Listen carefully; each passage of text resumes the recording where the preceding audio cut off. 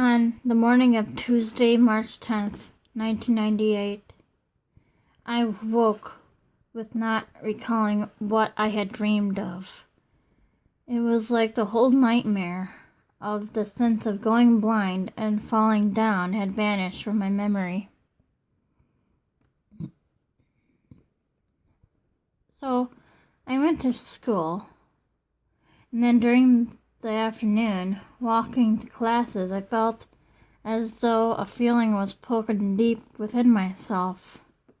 It was like there was a black cloud overhead me.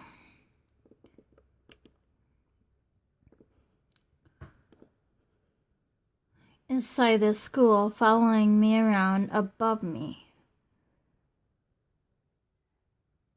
As I tried to figure out what could be wrong. I just couldn't see the problem as to what my feeling was trying to tell me. In my classes, I pushed the feeling aside and stayed focused. It wasn't until at around 3 p.m. while I was downtown inside a business building was when the feeling grew more persistent. I was with one of my teachers, and they were upset with me for something pretty stupid and idiotic. We were in the hallway on the second floor of the building as we waited for one of my other classmates to get done using the bathroom. With my teacher being upset with me for having a lady in the building give me a Band-Aid after I didn't really ask for it. Something inside me was saying, something is wrong. It kept repeating itself. And again, I pushed it aside. My teacher told me I could catch my bus home since I was already downtown anyway. This way, I didn't need to go back to school to catch the city bus home to catch it again.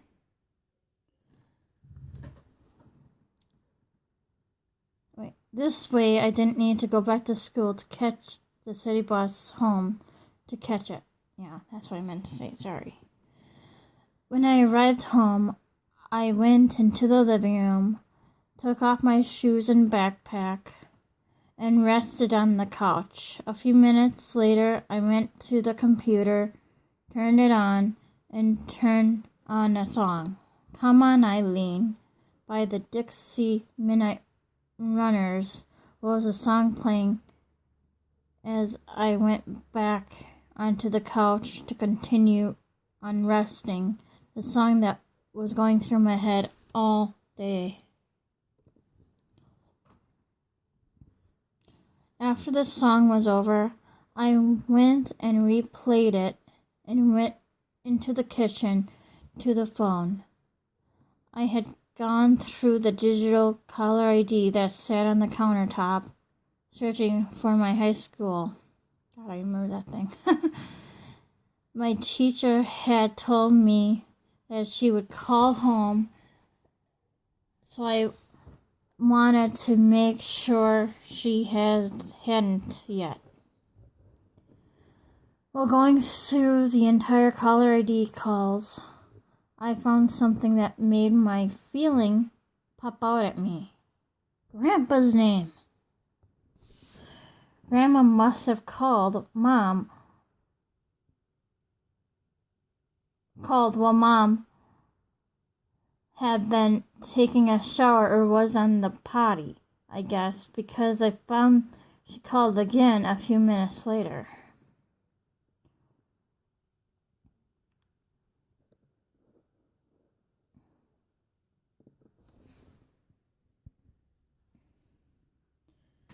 With me staring at his name, which was all in caps on the display, images came through my mind. Mom talking to Grandma on the phone, Grandma sounding upset, and then Mom suddenly upset herself. What confused me the most, the time Grandma called. It was the same moment of time when I was with another few of my classmates and another teacher at McDonald's.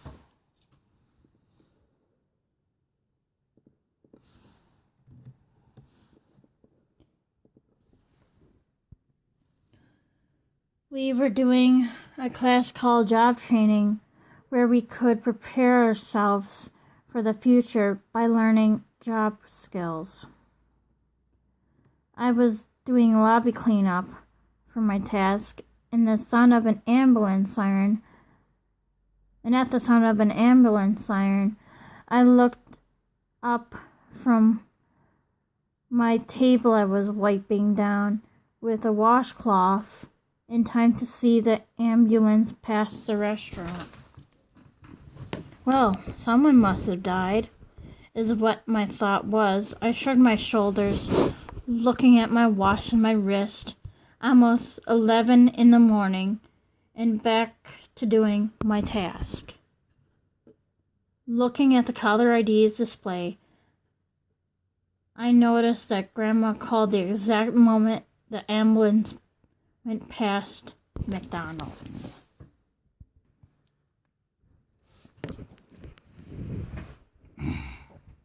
I continued to stare at my grandpa's name on the display for a few moments. Why am I thinking these things? Is what I wondered, staring at the caller ID display. I shrugged my shoulders, decided to brush off those images out of my mind, and walked back to the living room, sitting at the desk chair listening to the song. I opened up a Word document on word processor program and began to write about my day. I was to half of a page down on the document when I heard Dad come home into the house through the kitchen. I got out of my seat at the computer and peeked around the corner, finding Dad taking off his muddy shoes. It was another long day for him working in the ginseng fields. "What are you doing home early?" he asked. I told him where I was and what I had done the last hour in the afternoon. He nods his head, and I go back to my seat in front of the computer. I was halfway through a paragraph when Dad walked into the living room. "I got bad news for you," he said seriously. I looked away from my computer screen onto him. He was serious. And then I got confused. He didn't give me time to ask him what the bad news was. "Grandpa died. Do you know which one?" is what he asked me. I thought for a few seconds. Well, it wouldn't be a big deal if his dad died, because after all, Grandpa Alex would no longer be sad, missing his wife who died when I was 6 of a brain aneurysm.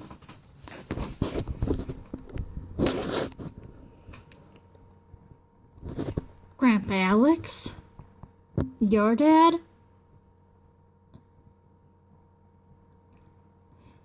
Dad's face frowned, and some reason more, and I thought I had offended him for a second, guessing wrong. "No, Grandpa Ray." He didn't say more, but leaned down to remove his long red stockings from off one of his feet. I stared at the computer screen. He died? I couldn't believe it. Dad was talking, but his voice was muffled from my own thoughts in my head. All I heard him say was, "I'm off to get washed off." Ned was heading his way up the steps to the second landing of his stockings in his hand. Well, at the moment, these thoughts were going through my head. Grandpa hugging me, his laughter, his smiles, his jokes.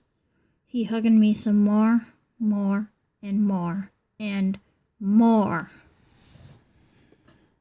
The computer screen in front of me blurred as tears welled up in my eyes. I didn't give a damn about what I was writing on the document anymore. I just rushed upstairs to my room, closing the door behind me. I cried in my room for a while until I thought of grabbing the phone from downstairs in the kitchen. I rushed out of my room into the kitchen, grabbing the phone receiver. Yes, it was a cordless from its cradle, and rushed back up to my room, closing my door behind me. I don't miss that thing. Cordless telephone. I had to share it. Who did I call, you wonder? Melanie. When she answered, I was trying to tell her about Grandpa. Nora, I can't talk right now, she said over the end of the line. I am busy. My grandpa died today. A long pause at Melanie's end, and I started to cry again. I loved him. Why did he have to die so soon? It's good to cry and let your feelings out, she says. While I was crying, I imagined a light coming from my bedroom ceiling, and a figure in the light appeared. They walked up to me, kneeling down beside my bedside, because I was kneeling down too, on the floor. They put their hand on my shoulder as I continued crying and whispered in my ear, "It's okay. It's okay." It was him. He faded away along with the light as soon as I stopped crying.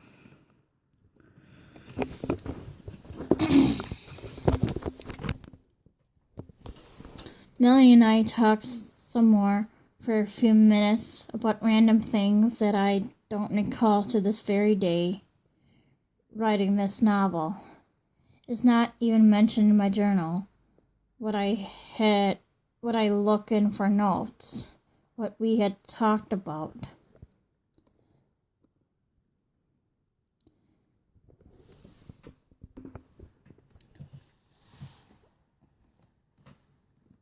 After we said goodbye, I put the phone receiver back on its cradle in the kitchen and went back upstairs to my room.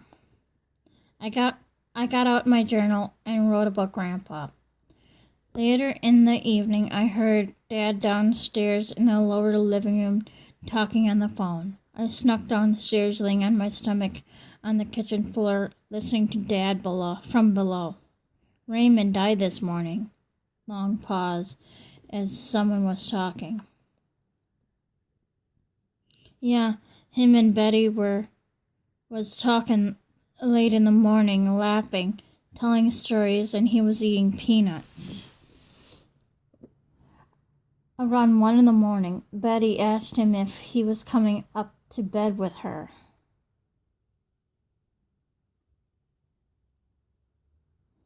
He said he'll be up in a minute, and Betty went to bed. He never came to bed, because when morning came, Betty notices he wasn't beside her. She went downstairs and found him on the kitchen floor, cold.